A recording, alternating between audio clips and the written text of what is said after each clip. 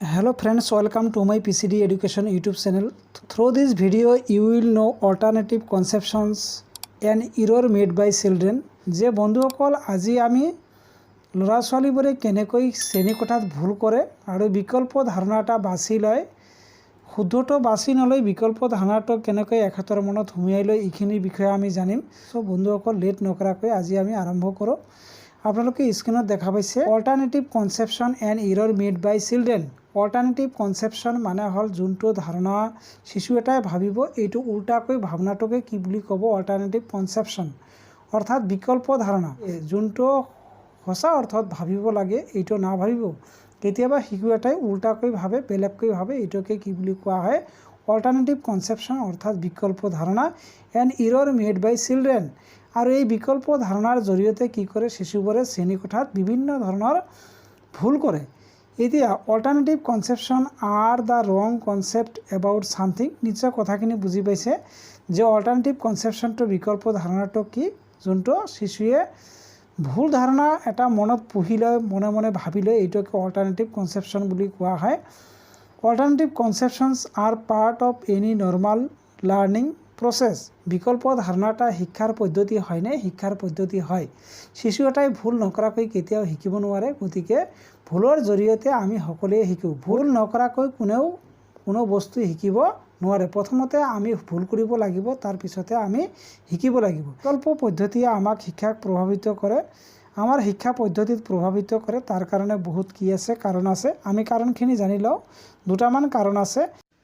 1 number পইণ্টত কৈছে আপোনালোকৰ students themselves are not aware that they have wrong understanding, so when they learn new things they learn them also with wrong concept। অৰ্থাৎ ষ্টুডেণ্টবোৰে নিজৰ ভুল ধাৰণাৰ প্ৰতি সজাগতা নহয়, সেয়েহে ইহঁতে যিকোনো বস্তু শিকিলে ভুলকৈ শিকে, এইটো কথাকে ইয়াক বুজোৱা হৈছে। এইটো পাঠৰ শেষত আমি কিছুমান প্ৰশ্ন আলোচনা কৰিম, মোটামুটি 15টামান প্ৰশ্ন আলোচনা কৰিবলৈ যত্ন কৰিম CDPৰ। গতিকে ভিডিঅ'খন আপোনালোকে সম্পূৰ্ণকৈ চাই। 2 নম্বৰ পইণ্টত কৈছে আপোনালোকৰ students can be very resistant to instructions. অৰ্থাৎ ছাত্ৰ ছাত্ৰীবোৰে নিৰ্দেশনাৰ প্ৰতি প্ৰতিৰোধ বা বাধা প্ৰদান কৰিব পাৰে, কিয়নো আমি যেনেকৈ ছাত্ৰ ছাত্ৰীবোৰক ইনষ্ট্ৰাকশ্যন দিওঁ এইখিনি এখেতে নামানিবও পাৰে। চ' বন্ধুসকল এইবোৰ যে মিছকনচেপশ্যন অৰ্থাৎ অল্টাৰনেটিভ কনচেপশ্যনবোৰ ছাত্ৰ ছাত্ৰীবোৰে কৰি থাকে, বিকল্প ধাৰণাবোৰ অৰ্থাৎ কিবা এটা প্ৰশ্নৰ উত্তৰ ভুল কৰি থাকে, এইবোৰ আমি কেনেকৈ সলিউশ্যন কৰিম এইখিনিৰ বিষয়ে আমি এতিয়া জানিবলৈ যত্ন কৰিম। এতিয়া আপোনালোকে ওপৰত দেখা পাইছে সলিউশ্যনছ টু অল্টাৰনেটিভ কনচেপশ্যনছ, অৰ্থাৎ আমি অল্টাৰনেটিভ কনচেপশ্যন অৰ্থাৎ ভুল ধাৰণাবোৰ আমি কেনেকৈ এতিয়া সমাধান কৰিম, তাৰ বাবে কিছুমান সলিউশ্যন অৰ্থাৎ আমাক কিছুমান পইণ্টৰ কথা দিয়া আছে। 1 নম্বৰ পইণ্টত দিয়া আছে make students aware about their misconceptions by giving certain tasks while challenge their misconceptions। অৰ্থাৎ ছাত্ৰ ছাত্ৰীবোৰক কিছুমান কৰ্ম প্ৰদান কৰি ইহঁতৰ ভুল ধাৰণাবোৰৰ প্ৰতি সজাগতা আনিব লাগিব, যাতে ছাত্ৰ ছাত্ৰীবোৰে ইহঁতৰ কাৰ্যবোৰ কৰাৰ সময়ত ভুল নকৰে। আৰু 2 নম্বৰ পইণ্টত দিয়া আছে use model based reasoning, ask students to work on experiments which correct their conceptions. অৰ্থাৎ ছাত্ৰ ছাত্ৰীবোৰক কিছুমান মডেল TLM আদি ব্যৱহাৰ কৰি শিকাব লাগে, কোনটো কাম কেনেকৈ কৰিব লাগে, ইহঁতক প্ৰশ্নৰ জৰিয়তে এইখিনিৰ জ্ঞান দিব লাগিব। 3 নম্বৰ পইণ্টত দিয়া আছে আপোনালোকৰ teacher before starting the chapter should check the prior knowledge of the children. এইটো এটা ইম্পৰ্টেণ্ট পইণ্ট আছে যে প্ৰত্যেকটো শিক্ষক শিক্ষয়িত্ৰীয়ে শ্ৰেণীকোঠাত সোমোৱাইখিনি কি কৰিব লাগিব, ছাত্ৰ ছাত্ৰীৰ পূৰ্বৱৰ্তী জ্ঞান পৰীক্ষা কৰিয়ে নতুন চেপ্টাৰ এটা আৰম্ভ কৰিব লাগিব। এতিয়া 4 নম্বৰ পইণ্টত দিয়া আছে teacher should not stop children while children are trying to communicate their ideas or misconception. এতিয়া কথা হ'ল আমি শিক্ষক শিক্ষয়িত্ৰীবোৰে কি কৰিব লাগিব, ছাত্ৰ ছাত্ৰীক কেতিয়াও ষ্টপ কৰিব, অৰ্থাৎ এখেতক মানা কৰিব নালাগে, হাক দিব নালাগে, যেতিয়া ইহঁতে নিজৰ মাজত কথা পাতি থাকে। এতিয়া কথা ভুলে কওক বা শুদ্ধই কওক, ভুলে কক বা শুদ্ধই কক ইহঁতৰ মাজত যেতিয়া কমিউনিকেট কৰি থাকে ইহঁতক যিকোনো বস্তুৰ বিষয়ে আলোচনা কৰি থাকে ইহঁতক এইখিনি পাৰমিট দিব লাগে অৰ্থাৎ এলাউ কৰিব লাগে অনুমতি দিব লাগে যে ছাত্ৰ ছাত্ৰীবোৰে কেনেকৈ শিকিব বাই কমিউনিকেটিং প্ৰচেছত শিকিব অৰ্থাৎ যোগাযোগৰ মাধ্যমেদি কি কৰিব শিকিব। এতিয়া আহিল আপোনালোকৰ error made by children and implication for teachers. ছাত্ৰ ছাত্ৰীয়ে কি কৰে ভুল কৰে এণ্ড ইমপ্লিকেশ্যন ফৰ টিচাৰ আমি শিক্ষকে কি কৰিব লাগিব এইখিনি কথা আমি এতিয়া জানিম। Errors are committed by children and it does not mean that children are dumb. নিশ্চয় কথাখিনি বুজি পাইছে যে ছাত্ৰ ছাত্ৰীবোৰে ভুল কৰিবই পাৰে এইখিনি ধৰি লৈ আমি ছাত্ৰ ছাত্ৰীবোৰক বোবা বা বুদ্ধিহীন বুলি ভাবিব নালাগে। While learning children are bound to commit errors. যেতিয়া ছাত্ৰ ছাত্ৰীবোৰে কি কৰে ভুল কৰি শিকে নিশ্চয় কথাখিনি বুজি পাইছে। 2 নম্বৰ পইণ্টত দিয়া আছে error made by children are an insight into their thinking process. ছাত্ৰ ছাত্ৰীবোৰে সোনকালে ভুল কৰে ইহঁতৰ যোনটো তৎক্ষণাত ভিতৰত এটা বুদ্ধি আহি যায় চিন্তন আহি যায় এইটো চিন্তনৰ জৰিয়তে কি কৰে ভুল কৰে। ইৰৰ শ্ব' হাউ চিলড্ৰেন লাৰ্ণ আৰু ভুলবোৰে ছাত্ৰ ছাত্ৰীবোৰ কেনেকৈ শিকে এইখিনি কথা আমাক জনাই দিয়ে। নিশ্চয় কথাখিনি বুজি পাইছে।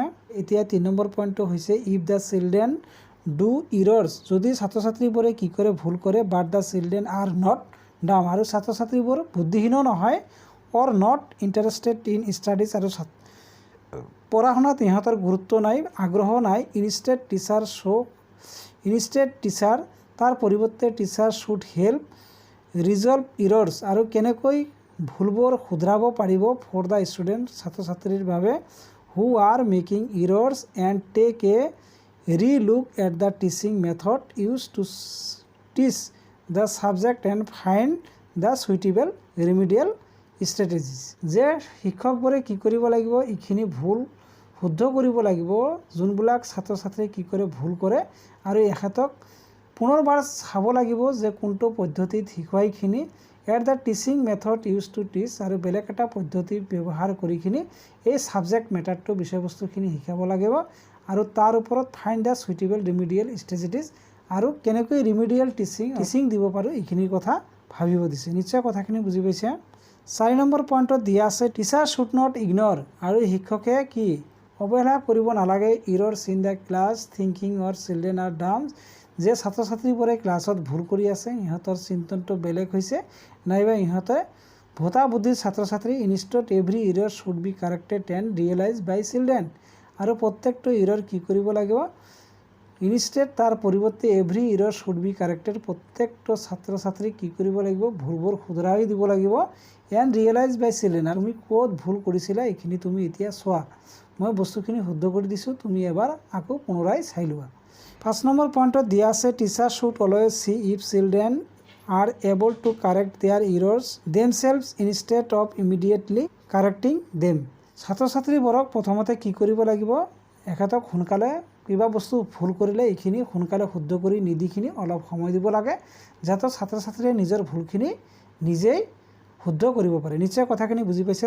6 নম্বৰ পইণ্টত আপোনালোকৰ দিয়া আছে if children are making errors teacher should not point to the error instead she should make child realised that he has made a mistake by doing that thing correctly. অৰ্থাৎ কোনো ছাত্ৰ ছাত্ৰীয়ে যদি কিবা ভুল কৰে এইখিনি শিক্ষকে সোনকালে পইণ্ট আউট কৰি দিব নালাগে এইখিনিৰ বিষয়ে কিবা ক'ব নালাগে যে তুমি ভুল কৰিছা তাৰ পৰিৱৰ্তে ছাত্ৰ ছাত্ৰীখিনিক ক'ব লাগে যে তুমি এটা ভুল কৰিছা এইখিনি বস্তু তুমি নিজে শুদ্ধ কৰিবলৈ যত্ন কৰা। নিশ্চয় কথাখিনি বুজি পাইছে। দুৰ্বল বুদ্ধিৰ ছাত্ৰ ছাত্ৰী কাক বুলি কোৱা হ'ব যাৰ বুদ্ধাংক 70 পৰা 80 তাক দুৰ্বল বুদ্ধিৰ ছাত্ৰ ছাত্ৰী বুলি কোৱা হ'ব আৰু ইংৰাজীত কি বুলি কোৱা হ'ব স্ল' লাৰ্ণাৰ। নিশ্চয় বুজি পাইছে। আৰু এটা প্ৰশ্ন ধৰা শিশু এটা পঢ়িবলৈ আগ্ৰহ কৰিছে তেনেহ'লে শিশুটোৰ কিমানখিনি পঢ়া শেষ হৈছে আধা হৈছে সম্পূৰ্ণ হৈছে একো হোৱা নাই পঢ়া আটাইকেইটা শুদ্ধ তেনেহ'লে উত্তৰটো কি হ'ব যে শিশু এটাই যেতিয়া পঢ়াত আগ্ৰহ কৰিব মনোযোগ দিছে বা আগ্ৰহ কৰিছে পঢ়া শুনাৰ প্ৰতি তেনেহ'লে শিশুটোৰ ভাবি ল'বা যে আধাখিনি পঢ়া 50% লাৰ্ণিং তাৰ হৈ গৈছে। নিশ্চয় কথাখিনি বুজি পাইছে। নিম্নোক্ত কোনটো কৌশল এজন শিক্ষকৰ বাবে অত্যন্ত প্ৰয়োজনীয় ছাত্ৰ ছাত্ৰীৰ সন্মুখত পাঠৰ পঠন উচ্চমানৰ ভাষাৰ ব্যৱহাৰ ছাত্ৰক প্ৰভাৱিত কৰা বাৰ্তালাপ। যেতিয়া আপুনি নিম্নোক্ত কোনটো কৌশল এজন শিক্ষকৰ বাবে অত্যন্ত প্ৰয়োজনীয় যেতিয়া ছাত্ৰ ছাত্ৰীৰ লগত উপযুক্ত বাৰ্তালাপৰ জৰিয়তে শিক্ষাদান কৰিব এইটোৱে হ'ব অত্যন্ত প্ৰয়োজনীয় গতিকে ইয়াৰ এনসাৰটো হ'ব ঘ নেক্সট কুৱেশ্যনটো কৈছে প্ৰভাৱশালী পঠনে দেশৰ বিকাশত সহায় কৰে বোধ ক্ষমতা নেক্সট প্ৰশ্নটোত কৈছে শিক্ষক এজনে অন্তৰ্মুখী ছাত্ৰক কথা ক'বলৈ কেনেকৈ উৎসাহিত কৰিব লাগে অন্তৰ্মুখী ছাত্ৰ মানে যোনবোৰ ছাত্ৰই কাৰো লগত কথা নাপাতে অকল নিজৰ কথাকে ভাবি থাকে আনৰ লগত কথা নাপাতে এনেকুৱা ছাত্ৰক অন্তৰ্মুখী ছাত্ৰ বুলি কোৱা হয় তেনেহ'লে তলৰ কোনটো অপশ্যন ৰাইট হ'ব ইয়াৰ আপোনালোকৰ উত্তৰটো হ'ব ছাত্ৰ ছাত্ৰীক কথা ক'বলৈ উৎসাহিত কৰাৰ কাৰণে খেলা ধূলা অনুষ্ঠান আদিৰ আয়োজন কৰিব লাগে নেক্সট কুৱেশ্যনটোত কোৱা হৈছে প্ৰাথমিক স্তৰত মাতৃভাষাৰ শিক্ষাদান কৰাটো কিয় গুৰুত্বপূৰ্ণ কাৰণ যেতিয়া আপুনি ছাত্ৰ ছাত্ৰীক মাতৃভাষাত শিকাব তেতিয়া ছাত্ৰ ছাত্ৰীয়ে উপযুক্ত প্ৰাকৃতিক পৰিৱেশৰ নিজৰ ঘৰুৱা পৰিৱেশ এটা পাব আৰু ছাত্ৰ ছাত্ৰীয়ে বেছিকৈ শিকিব নিশ্চয় কথাখিনি বুজি পাইছে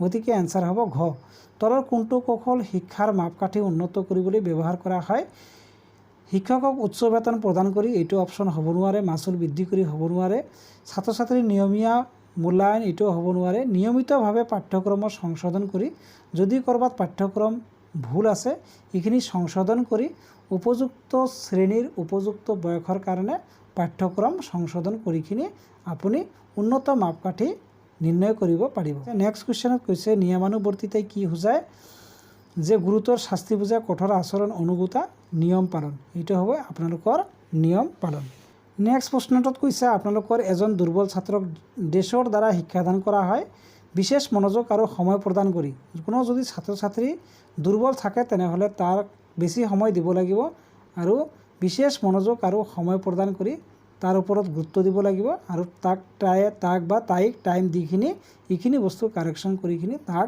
শিক্ষাদান কৰিব লাগিব অধ্যয়নৰ প্ৰতি ছাত্ৰ ছাত্ৰীৰ মনোযোগ বঢ়াবলৈ শিক্ষকে কি কৰা উচিত শিক্ষণ প্ৰক্ৰিয়াত আৰ্হি তালিকা আৰু অন্যান্য আহিলা ব্যৱহাৰ কৰিব লাগে TLM বিভিন্ন ধৰণৰ বস্তু ব্যৱহাৰ কৰিখিনি শ্ৰেণীকোঠাত ব্যৱহাৰ কৰি কি কৰিব পাৰিব আপুনি অধ্যয়নৰ প্ৰতি ছাত্ৰ ছাত্ৰীৰ মনোযোগ বৃদ্ধি কৰিব নেক্সট প্ৰশ্নটোত কৈছে ছাত্ৰৰ অবাঞ্ছিত আচৰণত শিক্ষকে কেনেদৰে ব্যৱহাৰ কৰা উচিত অবাঞ্ছিত মানে আনবিহেভিয়াৰ মানে ভাল ব্যৱহাৰ নহয় অবাঞ্ছিত ব্যৱহাৰ তেনেহ'লে ইহঁতক বহিষ্কাৰ কৰিব ভাবিব দিব লাগে ন ইহঁতক অভিভাৱকৰ অৱগত কৰাব লাগে ন ইহঁতৰ বহিষ্কাৰ কৰিব লাগে ন গতিকে মনোবিজ্ঞানৰ আৱশ্যকীয় কৌশল ব্যৱহাৰ কৰিব লাগে আপুনি যে psychology child development and pedagogy পঢ়ি আছে এইখিনিৰ পৰা আপুনি যোনখিনি জ্ঞান পালে এই জ্ঞানখিনি প্ৰয়োগ কৰি আপুনি এই অবাঞ্ছিত আচৰণ থকা ছাত্ৰ ছাত্ৰীখিনিক আপোনাক শিক্ষাদান কৰিব লাগিব ইয়াত কৈছে অধ্যয়নৰ ক্ষেত্ৰ হিচাপে শিশুৰ বিকাশ কি কৰিব অধ্যয়নৰ ক্ষেত্ৰ হিচাপে শিশুৰ বিকাশে কি কৰে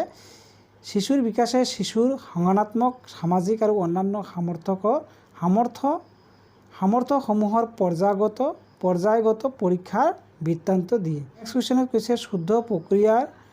শুদ্ধ প্ৰতিক্ৰিয়াৰ চিহ্নিতকাৰী আচৰণগত পৰিৱৰ্তনৰ চৰণৰ ভেটি হৈছে আপোনালোকৰ এইটো হ'ব থৰ্ণ্ডাইকৰ ফলাফলৰ নীতি নেক্সট আৰু এটা প্ৰশ্নত কৈছে নিম্নোক্ত কোনটো বুদ্ধাংকৰ স্কেলৰ মাধ্যমেৰে বুদ্ধাংকৰ ধাৰণাটো প্ৰচলন কৰা হৈছিল ষ্টেনফৰ্ড বিনেট বুদ্ধাংক স্কেল নিশ্চয় কথাখিনি মনত পৰিছে ইয়াত দুটামান প্ৰশ্ন তুলি ধৰা হৈছে বিশুদ্ধ অনুবন্ধনত দেশ কাৰ্যসমূহ চৰ্তাধীন প্ৰতীপ অৰ্থাৎ ৰিফ্লেক্স যোনটো আছে এইটো বিশুদ্ধ অনুবন্ধন তত্ত্ব কোনে দিছিল আইভন পেভলভে দিছিল এইখিনি কথা জানি ৰাখিব নেক্সট প্ৰশ্নটোত কৈছে শিক্ষকক শ্ৰেণীকোঠাৰ নেতা বুলি কিয় কোৱা হয় কাৰণ তেওঁ ছাত্ৰ ছাত্ৰীক শুদ্ধ পথ দেখুৱাই এইখিনি ওপৰৰ তিনিটা এটাও নহ'ব এইটোৰ এনসাৰ হ'ব ঘ নম্বৰটো কাৰণ তেওঁ ছাত্ৰ ছাত্ৰীক শুদ্ধ পথ দেখুৱায় সো এইখিনি আছিল বন্ধুসকল আজিৰ আপোনালোকৰ alternative conception and errors made by children and কিছুমান প্ৰশ্ন উত্তৰ নিশ্চয় ভিডিঅ'খন আপোনালোকে ভাল পালে নিশ্চয় লাইক কৰিব আৰু ছাবস্ক্ৰাইব কৰিব